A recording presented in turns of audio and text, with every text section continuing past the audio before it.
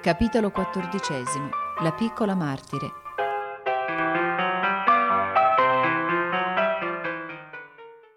La mattina di poi, alla luce della candela, le ragazze si alzarono, lessero il loro capitolo della Bibbia con una serietà fino allora non mai provata, poiché adesso che una ombra di tristezza si era abbattuta sulla loro casa, cominciavano a capire quanto erano state felici prima, nella loro vita tranquilla. La lettura dei loro libricini fu per loro un gran conforto ed un grande aiuto, e mentre si vestivano rimasero d'accordo di fare il possibile perché l'addio fosse meno duro e commovente, onde non rendere, con la loro debolezza, più tetro e doloroso il viaggio della loro cara mamma. Che curiosa impressione il vedere tanta quiete al di fuori e tanta confusione in casa. La colazione a quell'ora sembrava cosa strana, ed anche il volto familiare di Anna, mentre si affaticava qua e là con la berretta da notte in testa, sembrava loro il volto di un'estranea. Il gran baule nero era già pronto nell'entrata, il mantello ed il cappello della mamma erano stati posati sul sofà. La mamma stessa sedeva al tavolino cercando di mangiare, ma con una espressione così stanca ed abbattuta dall'ansietà e dalla veglia che le ragazze ebbero un bel da fare per mantenere la loro promessa. Gli occhi di Meg, nonostante i suoi sforzi, si riempivano ogni tanto di lacrime. Joe dovette andare parecchie volte a nascondersi in cucina ed il volto delle due bambine minori aveva un'espressione di serietà e di inquietudine come se il dolore fosse per esse un'esperienza nuova. Nessuno parlò molto, ma avvicinandosi l'ora della partenza, mentre stavano attendendo il legno, la signora March disse alle ragazze che erano tutte intente a ripiegarle lo scialle, chi ad accomodarle i nastri del cappello, chi ad allacciarle le galosce, chi a chiuderle la valigia. «Bambine, vi lascio in custodia di Anna e sotto la protezione del signor Lawrence. Anna è la fedeltà personificata ed il nostro buon vicino avrà cura di voi come se foste sue figlie. Io non temo quindi per voi, ma desidero che impariate a sopportare i dolori con fermezza e rassegnazione. Non state a disperarvi ed a piangere quando sarò partita, e non crediate di trovar conforto nell'ozio o cercando di dimenticare. Continuate a lavorare come al solito, poiché il lavoro è il più gran conforto che possiate avere. Sperate e lavorate, e qualunque cosa possa accadere, ricordatevi sempre che non potrete mai perdere vostro padre. Sì, mamma. Meg, cara, sii prudente, tieni sempre d'occhio le tue sorelle, consulta sempre Anna, e se avessi qualunque dubbio, domanda al signor Lawrence. Joe, sii paziente, non ti scoraggiare e pensa bene a tutto ciò che fai. Scrivimi spesso e sii sempre la mia brava e coraggiosa ragazza, sempre pronta ad aiutare ed a rallegrare gli altri. Beth, cerca conforto nella tua musica e seguita a compiere i tuoi lavori di casa. E tu, Amy, cerca di aiutare tutti. Sii obbediente, buona e contenta. Lo faremo, mamma, lo faremo. Il rumore di una carrozza per la strada fece tacere tutte. Fu un momento duro assai, ma le ragazze si ricordarono della loro risoluzione. Nessuna di loro pianse, nessuna corse via, nessuna si lamentò, benché i loro cuori fossero angosciati al pensiero che le affettuose ambasciate per il padre non sarebbero forse arrivate a tempo. Baciarono tranquillamente la mamma, le fecero teneramente i loro addii e cercarono di agitare i fazzoletti quando la carrozza si mise in moto. Lori ed il suo nonno erano là a salutarla ed il signor Brooke sembrava così gentile, così pieno di buon senso e così forte che le ragazze gli diedero subito il soprannome di Cuor Grande. «Arrivederci, tesori miei, arrivederci. Il Dio vi benedica e vi conservi tutte», mormorò la signora March baciando l'una dopo l'altra quelle faccine amate e salì frettolosamente in carrozza. Mentre il legno partiva, il sole si mostrò e la signora March, volgendosi, vide quasi come un buon presagio il piccolo gruppo al cancello, illuminato dai raggi dorati. Esse pure lo osservarono e sorrisero ed agitarono le braccia. L'ultima cosa che essa vide, alla voltata della strada, furono le 4 facce serene e dietro a loro, come salvaguardia, la fedele Anna, il vecchio Lawrence ed il devoto Lori. «Come sono tutti buoni», disse la signora March voltandosi e trovando una prova di quello che aveva detto nella rispettosa devozione che si leggeva sul volto del giovane. «Non so come potrebbero farne a meno», rispose il signor Brooke, ridendo così allegramente che la signora March dovette sorridere anch'essa. E così il viaggio cominciò sotto buoni auspici, col sole, con sorrisi e parole di conforto. «Sembra che sia passato un terremoto», disse Joe quando i loro vicini furono andati a casa per fare colazione, lasciandole in libertà. Mi pare che sia andata via metà della casa, disse Meg con voce triste. Beth aprì le labbra per rispondere qualcosa, ma non poté che accennare col dito ad un mucchio di calze accomodate sul tavolino della loro mamma, la quale, anche all'ultimo momento, aveva pensato e lavorato per loro. Fu una piccola cosa, ma fu la goccia che fa traboccare il vaso e, nonostante le loro buone risoluzioni, scoppiarono tutte in singhiozzi. Anna, con gran tatto, lasciò che si sfogassero un po' e quando vide che stavano per calmarsi, venne alla riscossa armata di una grossa caffettiera.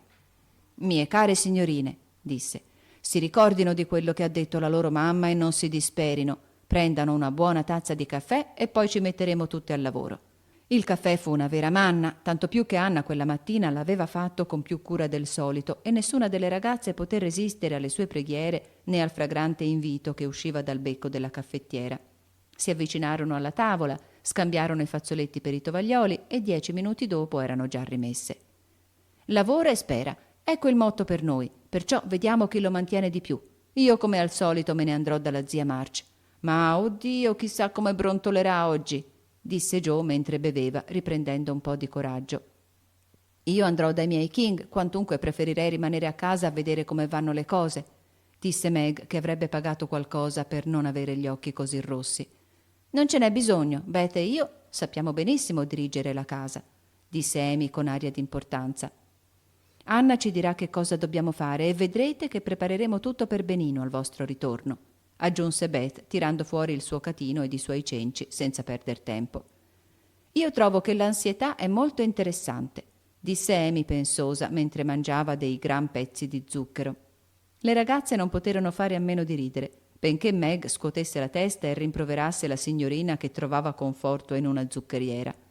La vista dei mantelli le fece ridiventar serie e quando le due maggiori uscirono per andare al lavoro si voltarono indietro con dispiacere per guardare la finestra ove vedevano sempre il volto sereno della loro buona mamma. Ma Beth si era ricordata dell'antica abitudine e quando si voltarono la videro alla finestra che muoveva la testa su e giù come un roseo mandarino. «Com'è buona la mia Beth», disse Joe agitando con uno sguardo di riconoscenza il cappello. «Addio Maggie, spero che i King non ti daranno troppa noia.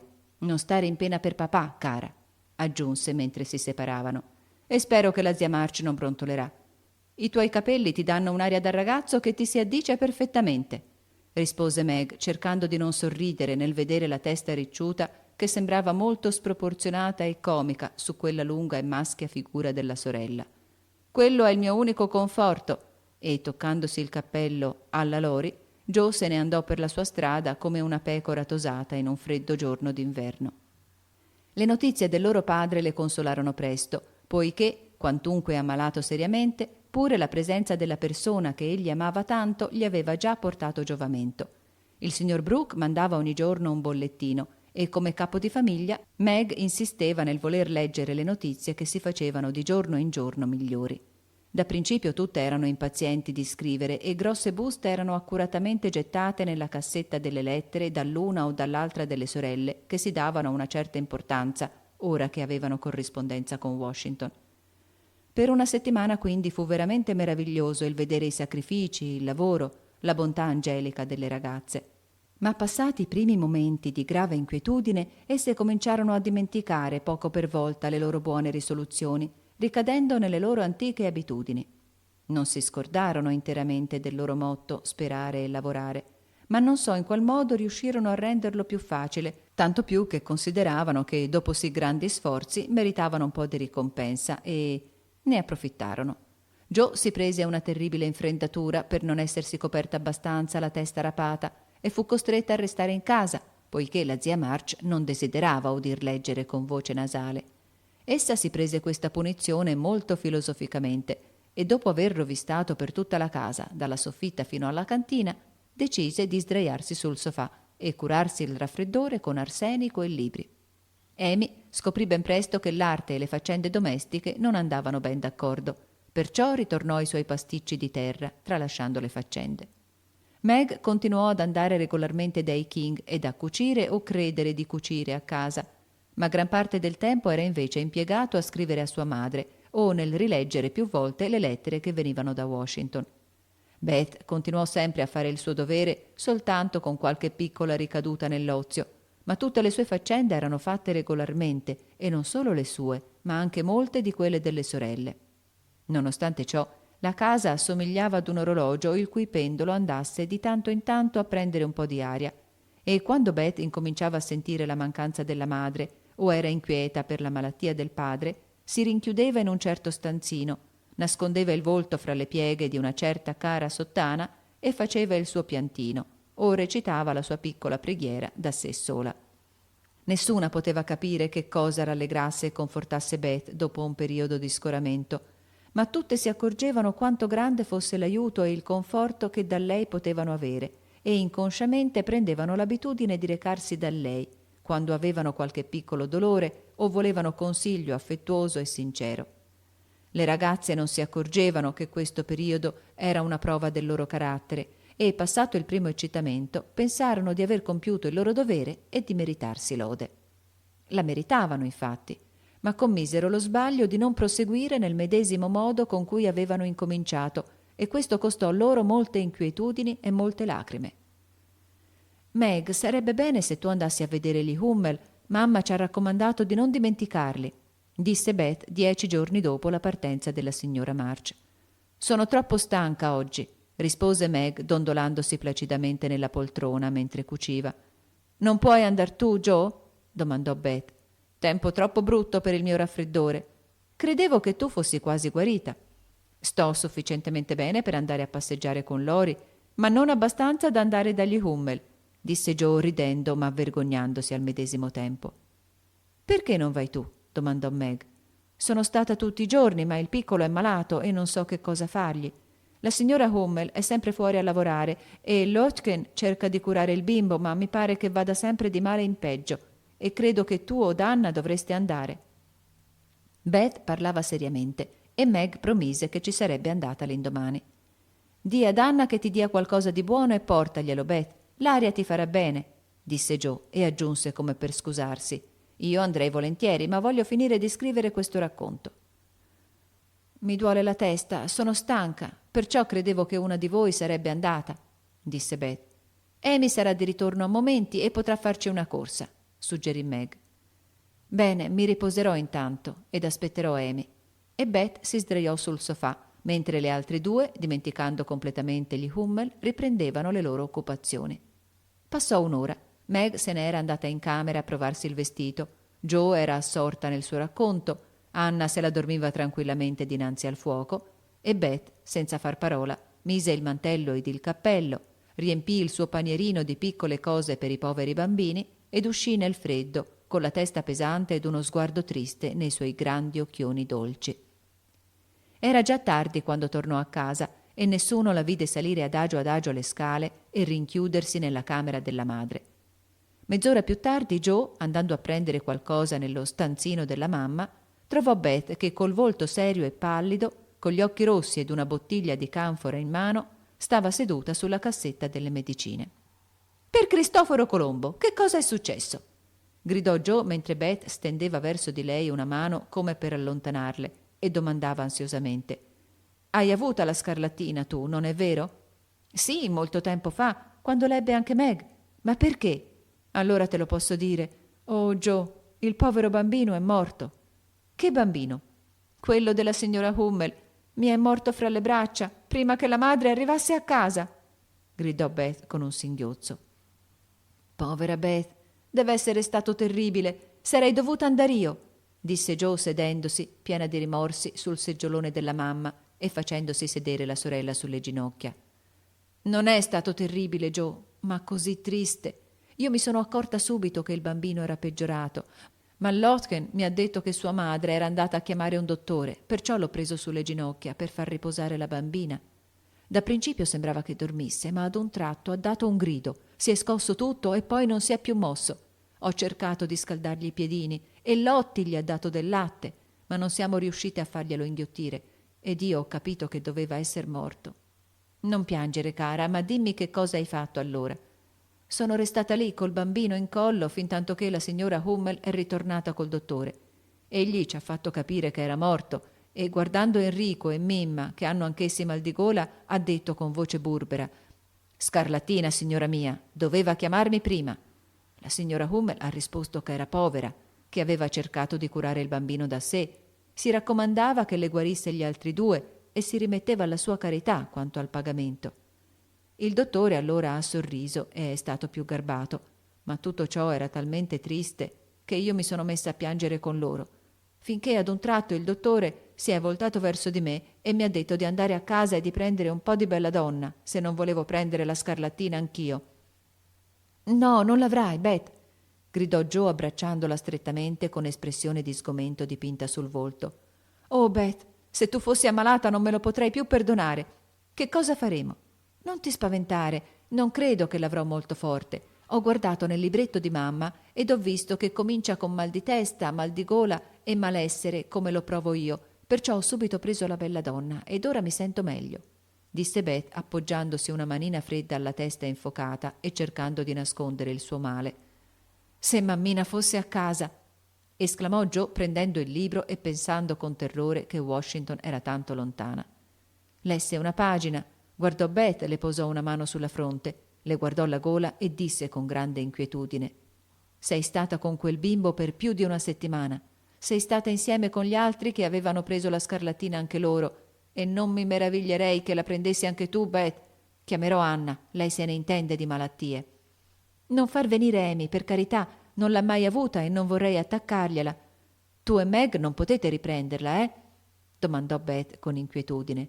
«Non credo, e non mi importerebbe nulla se la prendessi. Mi starebbe bene, egoistaccia che non sono altro. Lasciare andare sempre te mentre io me ne stavo comodamente seduta a scrivere quelle scempiaggini», mormorò Joe mentre andava a consultare Anna.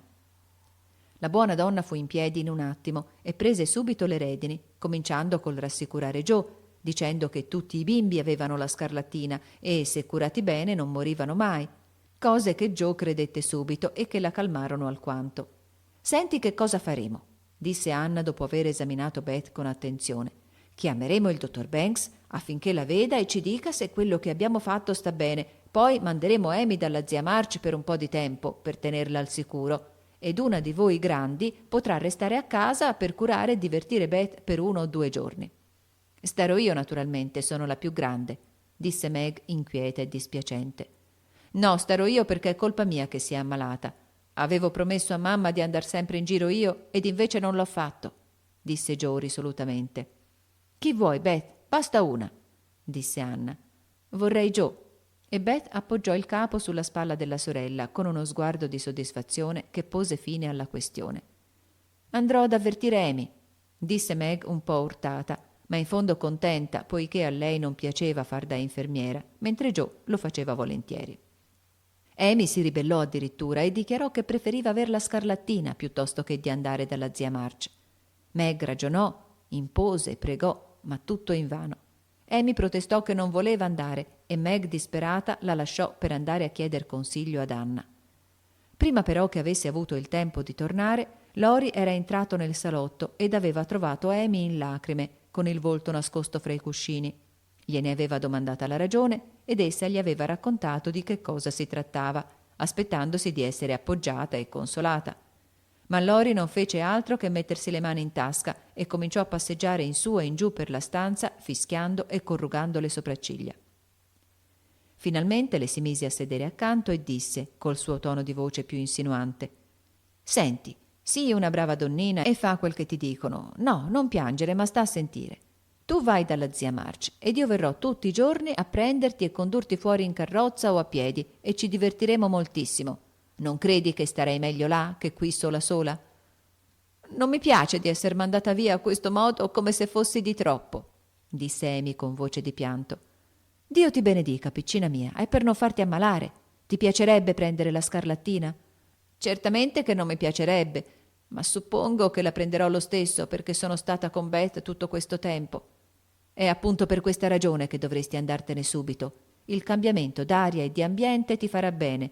O, se non ti libererà interamente dalla malattia, te la farà avere più leggera.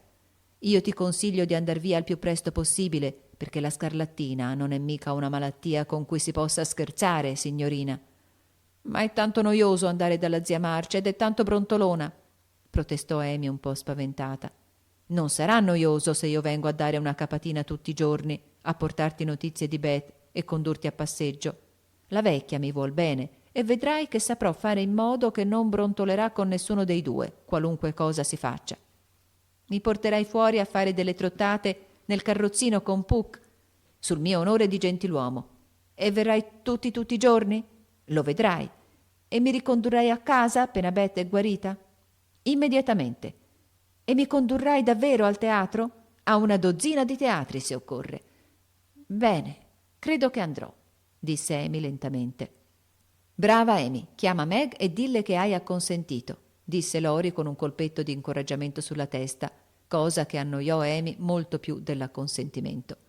Meg e Joe corsero giù a vedere il miracolo compiuto da Lori ed Amy, simile ad una martire, promise di andare se il dottore diceva che Beth avrebbe avuto la scarlattina.